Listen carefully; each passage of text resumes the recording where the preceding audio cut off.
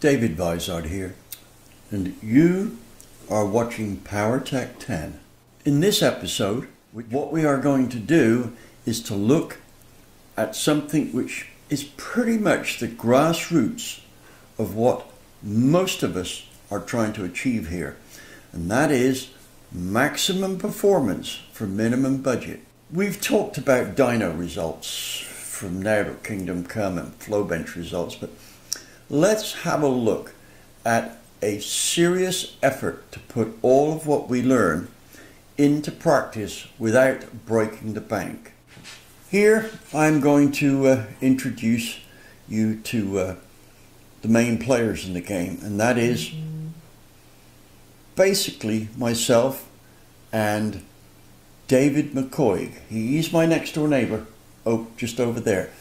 And back about 8 years ago, we got into drag racing, a really low buck effort involving a Malibu. This car was bought complete with a tow vehicle, one of those slant back Chevys that you drive up on and then lower it down and then tie it all on. It was all in a pretty dilapidated form. The engine in the race car was probably not long for this world. But what saved the day was I had a street low buck 383 engine which was due for a rebuild. I'd used it as a dyno mule for probably 2 or 3 years, and it was due for a rebuild. It already had tested things like some dart ported heads and stuff like that. It was equipped with a Scat 9000 cast steel crankshaft, nothing expensive, and a set of their low buck 6-inch rods. Well, let's see where we get to with this, because remember, the goal is to see if smarts can equal cash. That will be what we're attempting to do. Before getting into things too deep, I should say that our tow truck, was in a very dilapidated state. The engine had probably 300,000 miles on it of hard work, and we deemed it not really up to the job of transporting the race car around. So the first thing we did was pull the engine and, as best we could, recondition this. We changed the heads for some EQ heads, put a better cam in, raised the compression ratio, put some headers on and a good intake manifold, and we ended up with about 385 horsepower and about 450 foot-pounds. More than enough to drag around a race car. Not maybe at high speed, but more than enough to keep up with the traffic and all that good stuff. So, on to the actual race car. Oh, I should say how much we paid. I say we, David. The deal was it would be David's truck and David's car, etc., etc., and I would supply the engine and other things like that. So what we did here is, first off, quickly put another engine into the truck. Right, boy, what a difference that was. We probably went from 125 horsepower to 375 plus, and empty, the thing drove not far off, just like a car. So the whole deal here, David paid $7,000 for, and so that's a truck, which is also the trailer, plus the car and some spare parts. Well, the car was kind of okay, but it needed some work on it. So David set about that, and I set about getting an engine ready to go in it. So that we could make the first event all right, The engine I did wasn't an all-out engine. It was just one that would do us okay. Basically, it was still a street motor, 10.5 to 1, it would run on regular gasoline, and that was one of our problems there, is we had to use race gas. And on the dyno, we'd already found that the race gas gave us slightly less horsepower than the street regular stuff did. Anyway, we got an engine together that made about, it was a restrictor plate motor. It made about 520 odd horsepower on the dyno. Torque was good, horsepower was okay. Anyway, we got that in the car, and the car was gussied up a bit, but it still had a lot of problems. For instance, at the price we paid for it, we couldn't expect to have any top-notch parts on it. Right? It had a set of aluminum wheels, but they were bent, both of them. I don't know how they got bent, but they were. They ran about, 3/8 of an inch out, like this on either side, maybe as much as a half an inch. But we had to run with those. We had slicks that had been in a garage for 3 years. I don't know how old they were, but they were starting to look a bit worse for wear, or worse for age. And a few other things, right? Tracking was out and stuff like that. So David set about tidying everything up and cleaning it up, because it was pretty dirty. So we arrived at the track for our first run, for our first meet, and the car did all right. The fast guys were about 8/10 of a second faster than us, maybe a whole second on the 8th. However, this was a new class, and some guys had experience running similar, but most had no experience running this class. So where did we go from here? Basically, our car, out of about 16 cars, was about 7th or 8th quickest, which was not too shabby considering.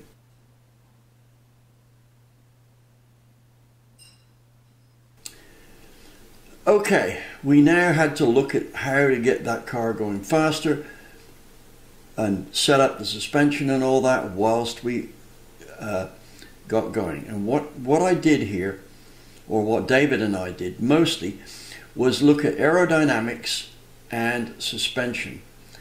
And toward the end of our sessions like that, also the torque converter. What I'm going to show you now is a video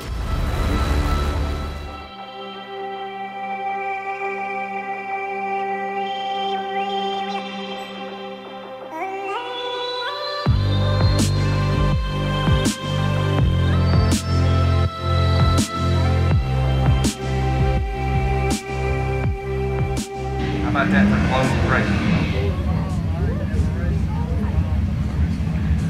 Up next, our reigning champ over here in the Roush Yates lane.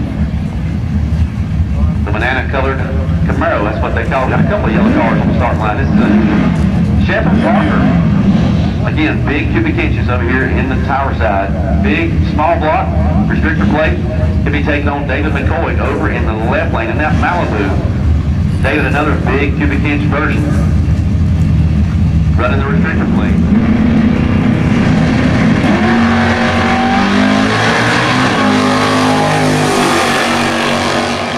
So, look pretty impressive, and remember, this is basically our street motor, which could run 87 octane fuel in the race car.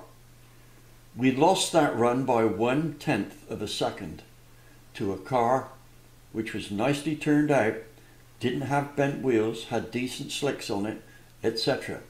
So, not bad.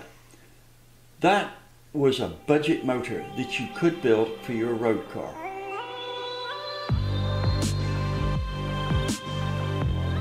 The displacement limit was 420 inches, right? And that's against our 383. So we were giving away 37 cubic inches. And the engine was professionally built by a well-known professional, right, who can be accredited with good engine building techniques. Now remember, we're giving away 37 cubic inches here.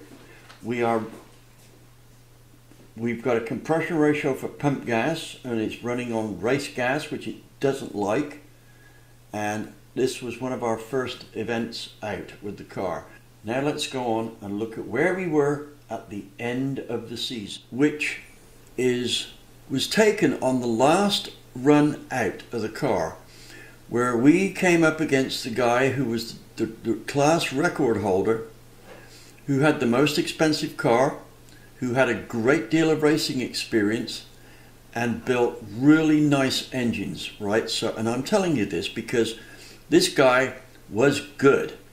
He knew how to build these motors, and basically he sunk all the money in it that he wanted to sink into it because he had a generous sponsor.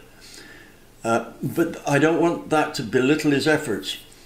The Mustang that you see in this coming video was really a beautiful car. I mean, you'd have to go a long way to find one this good. And it was the kind of car that would win Engineered Car of the Meet Award. So let me show you the video, and we'll take things along a little bit further after the video's done.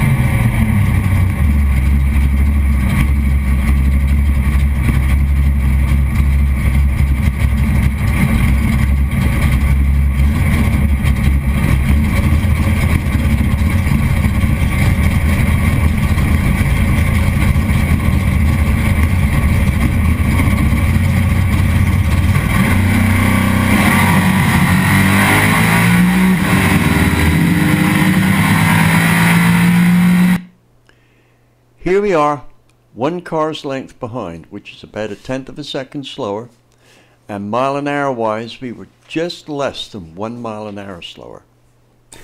Well, you've seen for yourself how fast both the street and race budget engines went. They performed very well with almost winning capabilities against very experienced racers.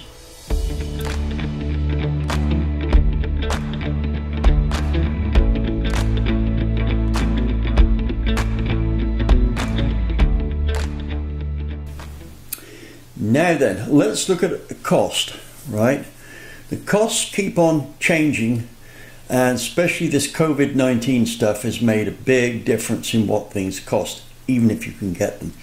So what I'm going to do here is I'm going to get 3, maybe 4 engine building companies that I know their worth to quote for the build of both engines. So let's now go into the build. First off, I looked up the power that we made on the restrictor plate motor. I quoted 520 before. I did round that figure off. It was 518. Right, now then, the race engine was 543 horsepower, right? So it was up by 25 horsepower. It would have been more than that had we not had that restrictor plate in. We did dyno test it without the restrictor plate in, and a nicely prepped intake manifold with an AED 950 on it, and we managed 621 horsepower with it. That was pretty good.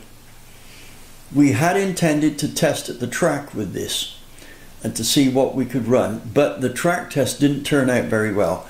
Everything was set for a lesser motor, and we found that when we left the line, it just went up in smoke, right? So our track test was uneventful, other than the fact we did run about 7 or 8 miles an hour faster, right? So that would have been about 114 in the quarter mile, but our ET sucked, right? That's where new slicks would have paid off.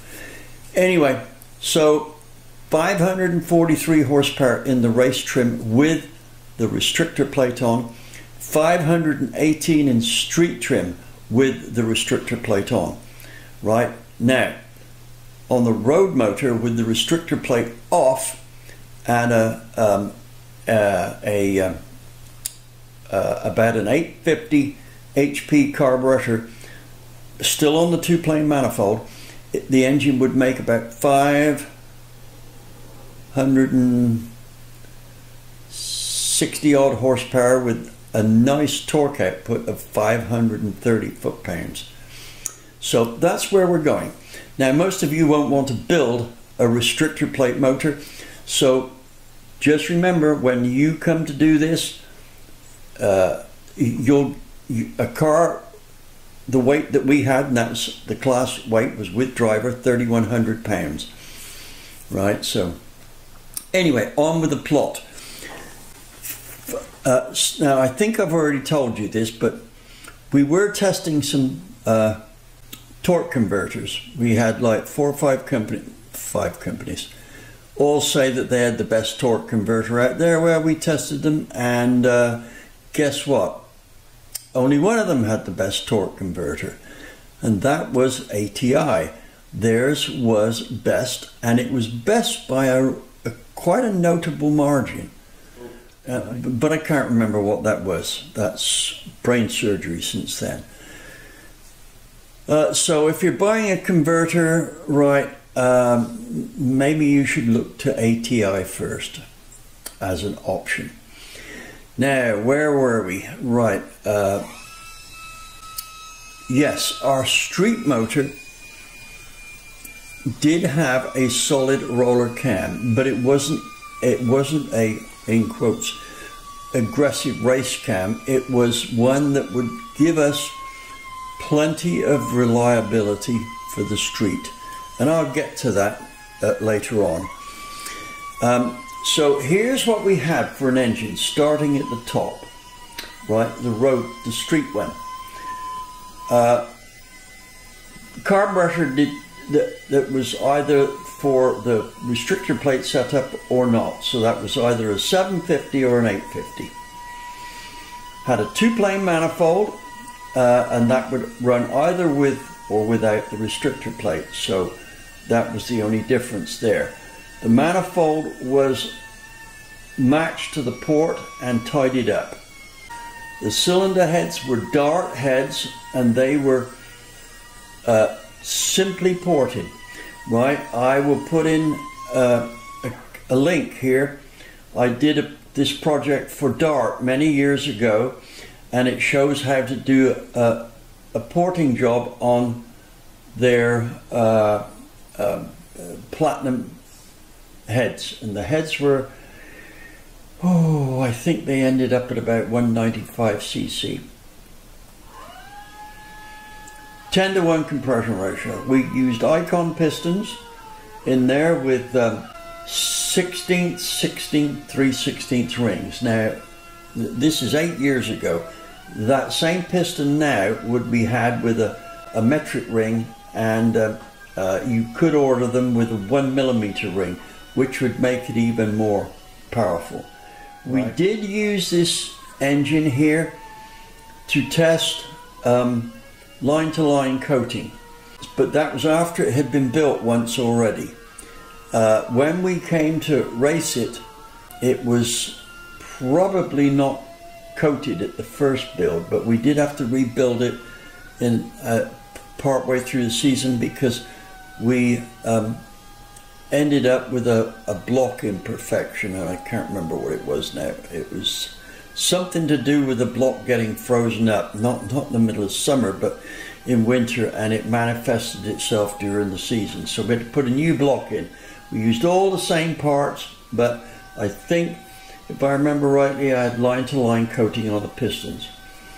Now, that line-to-line coating, when you first put it together, it makes the engine stiffer to turn over, but it makes the stiction far less. Now, if you've got no line-to-line coating on, you'll put the torque on the wrench like this, and it'll suddenly move, right? But with the line-to-line coating, you put the torque wrench on, and as soon as it comes up, it smoothly moves, breaks away, right? So when we tore that engine down, that coating looked absolutely immaculate, and one of the reasons we put it on the street motor was it just about wipes out any piston noise you've got going.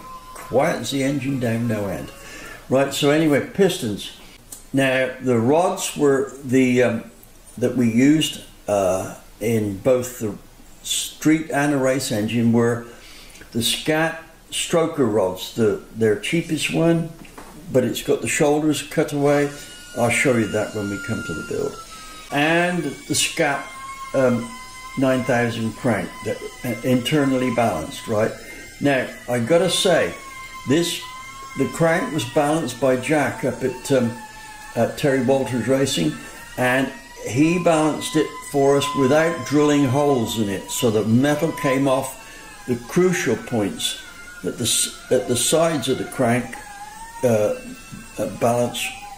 counterbalance weight instead of in the middle here. So we ended up with a crank that was internally balanced and slightly lighter than usual.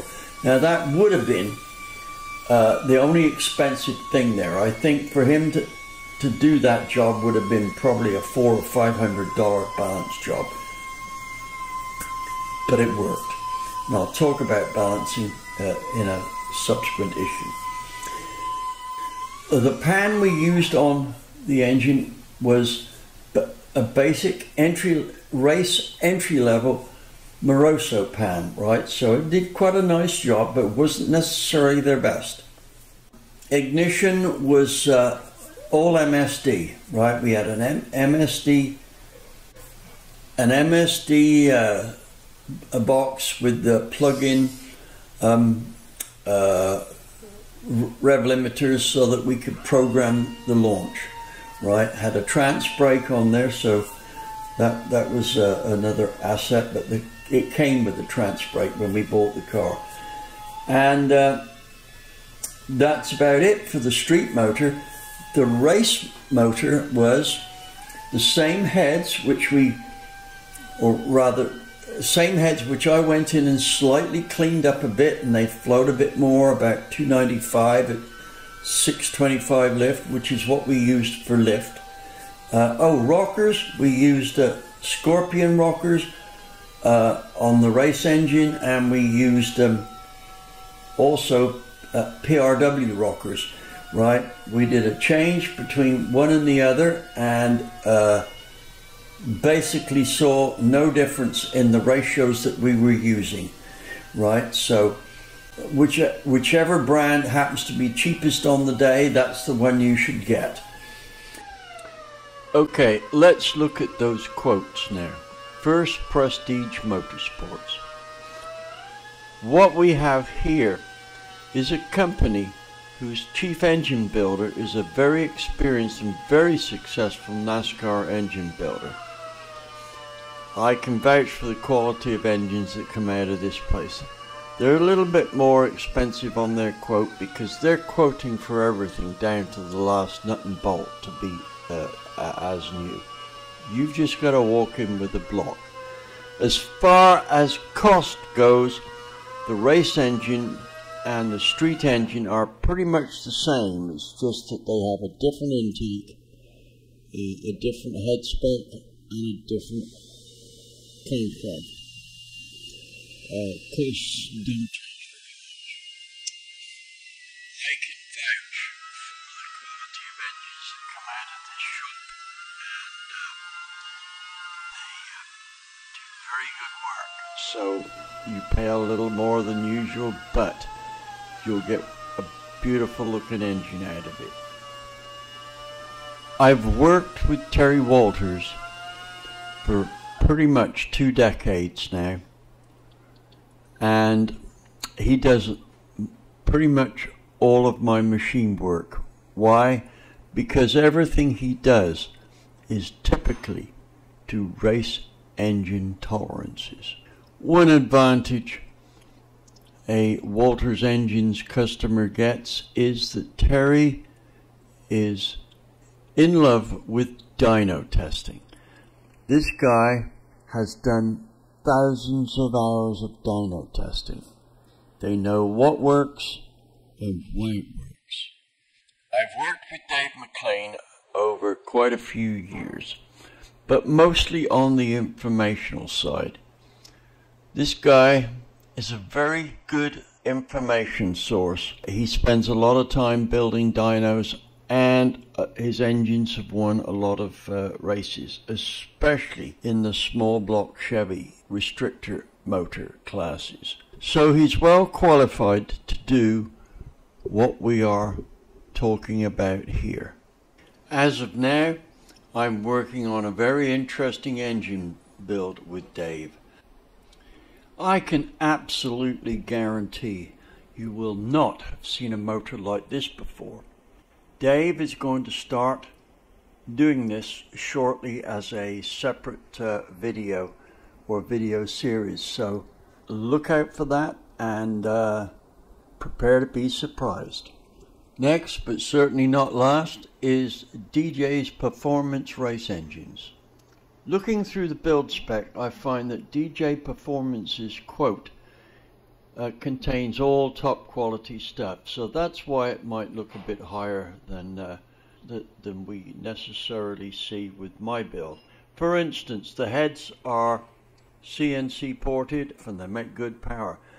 Also, certain things like balancers and things like this, distributor ignition, etc., are upmarket stuff, so their spec of build is likely to make a little more horsepower than mine did, so that's why you're going to be paying the extra money. Well, that about wraps it up for this episode of this budget build. It's gone on a little longer than I would have liked at the moment, but hey, that's how things work out. In the next episode, I'm going to show you a more detailed build spec here. I'm going to go through what I built for our racer in some great detail. So look out for episode 2 of this budget build. And by the way, I've got some big block budget builds as well. So keep an eye open for those. And don't forget, like, subscribe, notify, and share. Thank you for watching.